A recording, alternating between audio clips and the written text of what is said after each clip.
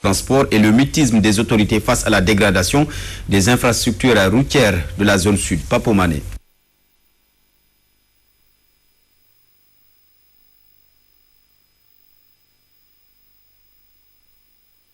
D'habitude grouillante, la capitale du Sud offre ce lundi matin l'image d'une ville morte. Une ambiance dans laquelle elle a été plongée par un mouvement d'humeur des chauffeurs et transporteurs de la région naturelle de Casamance.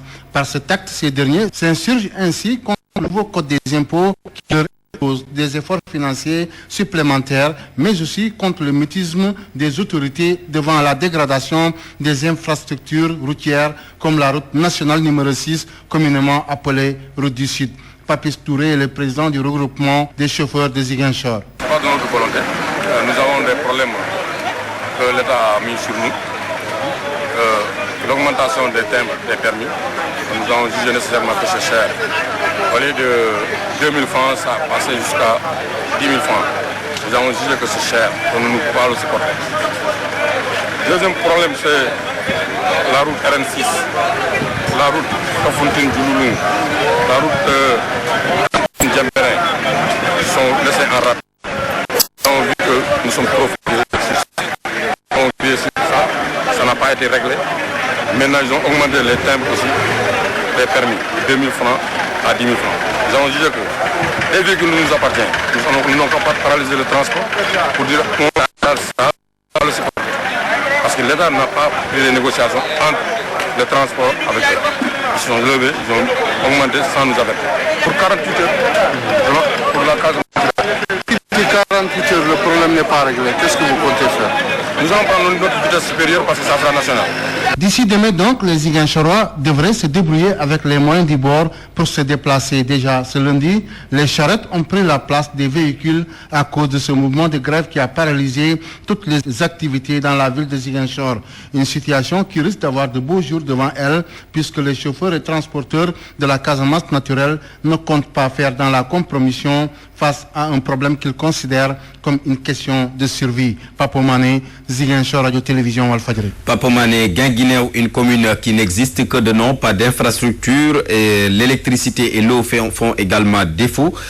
S'ajoute un taux de chômage criant des jeunes, un diagnostic des apéristes de la zone lors d'un meeting.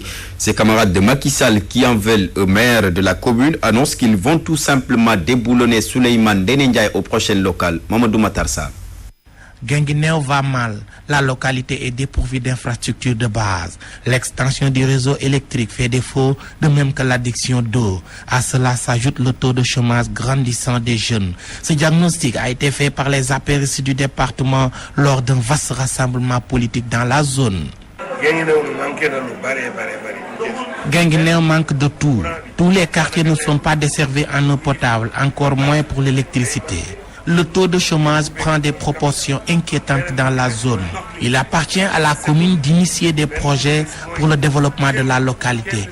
Malheureusement, ils n'ont absolument rien fait.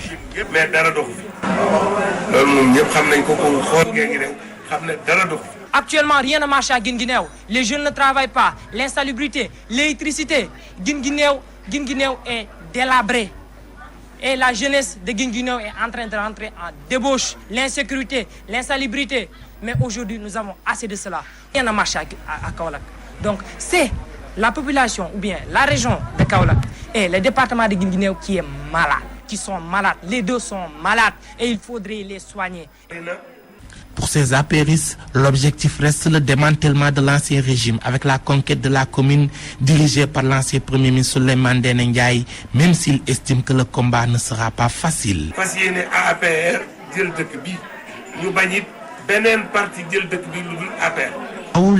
Mamadou Matar Sarr pour la radio-télévision Walfadjri. Mamadou Matar Sarr, les jeunes de la banlieue qui dressent également un tableau sombre du bilan du maire de Pikine. L'assainissement fait défaut et en plus le budget de la commune est mal géré. Selon ces jeunes qui veulent aujourd'hui prendre leur destin en main, Issa Gueye porte leur parole. Il s'est confié à Najib Sagna. Pikine est sale parce qu'il n'y a pas de politique d'assainissement digne de son nom. Il n'y a pas une politique d'assainissement, il n'y a pas les infrastructures nécessaires, les infrastructures de base pour accompagner le développement de Pikine. Donc c'est une ville qui est laissée en rade depuis bien des années.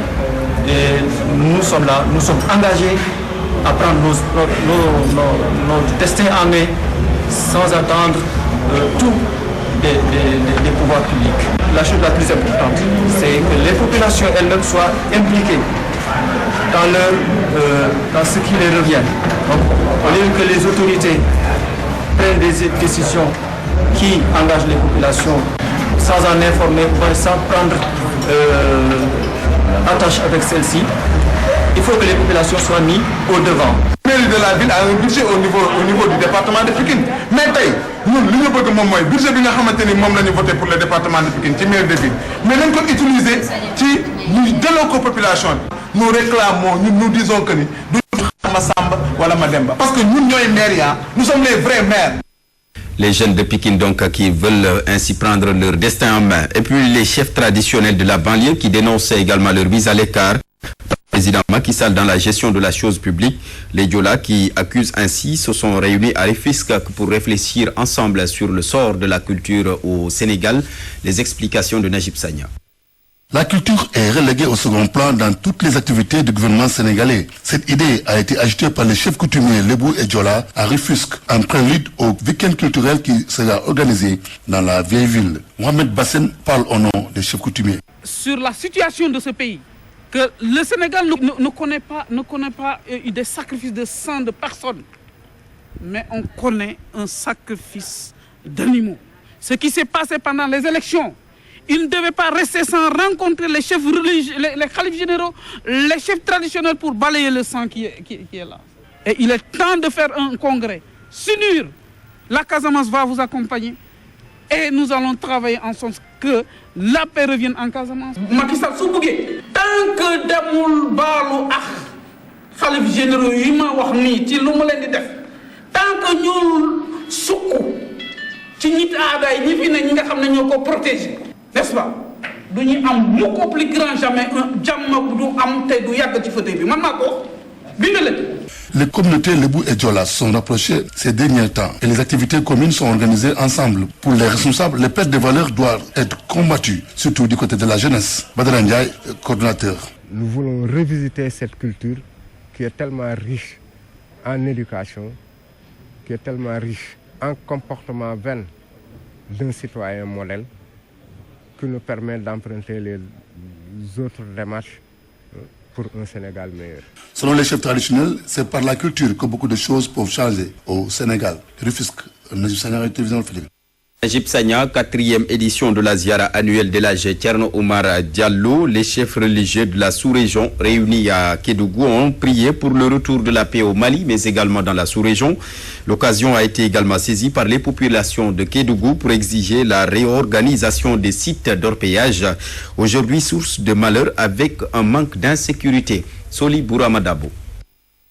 Ils sont venus de la Guinée-Conakry, du Mali, de la Mauritanie, de la Gambie et de l'intérieur du pays pour assister à la 4e édition de la Ziara annuelle d'Elhadji Omar Diallo, Imam Ratib, au quartier Gomba. Ces érudits, accompagnés de nombreux talibés, ont saisi cette rencontre pour exprimer leur engagement à travers la foi pour le retour définitif de la paix au Mali. Occasion pour les populations qui interpellent les autorités d'exiger, entre autres, la réorganisation des sites d'orpaillage qui font autant de victimes. Il faut organiser ces gens-là, il faut réglementer, il faut mettre la sécurité. Vraiment, ce qui se passe là-bas n'honore pas notre pays. Alors, si le gouvernement pouvait mettre même une brigade au niveau de là-bas, une police pour assurer la sécurité, et interdire surtout le Djoura pendant l'hivernage. Il y a beaucoup de choses à régler, surtout le problème d'eau.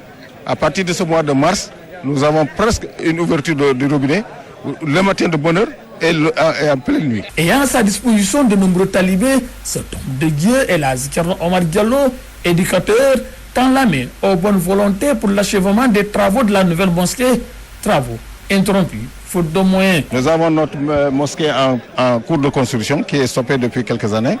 Donc nous demandons vraiment, nous sollicitons aux autorités, surtout le préfet et les personnes de bonne volonté, de nous appuyer au niveau des ONG, au niveau de l'Organisation mondiale islamique, pour venir nous achever ces travaux.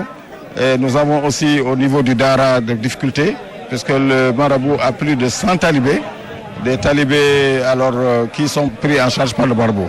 Prenant la parole, le préfet Habib Léon Ndiaye se félicite de cet excellent rapport entre le spirituel et le temporel. Nous saisissons donc cette opportunité pour dire merci à tous ceux qui sont ici, pour leur dire aussi notre joie de partager avec eux ces moments de spiritualité et ces moments de communion dans la foi.